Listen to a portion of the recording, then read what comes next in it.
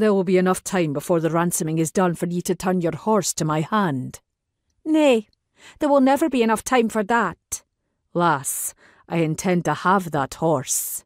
Well, ye just try, but ye will gain no aid from me. Elf King is mine.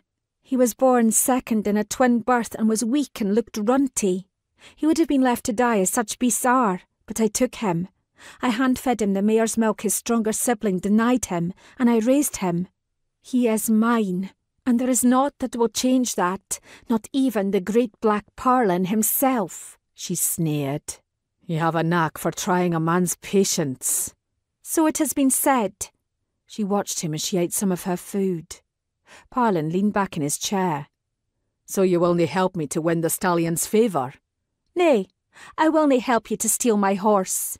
She thought the way he quirked his brow over one eye an impressive gesture, then blushed and stared at her ale when barely stifled laughter and Parlan's grin told her she had spoken her thoughts aloud. Thank you, mistress. Ye are very welcome, she grumbled, with a distinct lack of grace, while wondering if she would ever learn to control her tongue. You do ken that I can keep the beast whether you do as I ask or not. Aye, but 'twill gain ye naught. He will come to me as soon as he is able. There are ways to secure even that brute. But well secured he will do ye little good as a mount. Mayhaps, but he could still be put to stud. I would wager he has well proven himself in that area.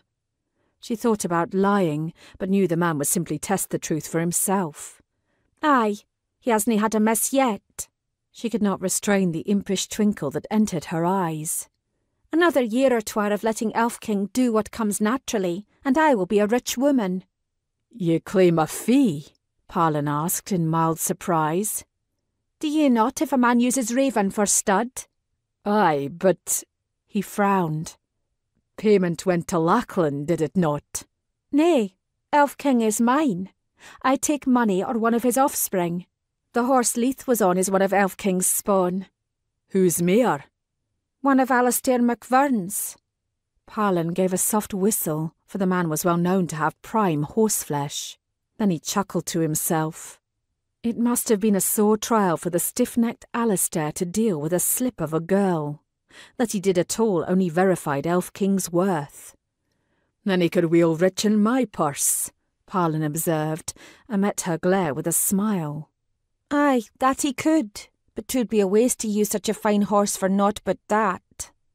True, but who is to say he will never turn to me?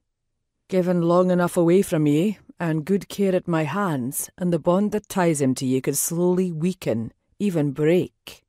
He took careful note of the fear that briefly flashed in her eyes. 'Tis worth a chance. He let her think on his words for a moment before drawling, I may be willing to bargain. Her impulsive start of hope was quelled briefly by the strange glint in his eyes. What sort of bargain?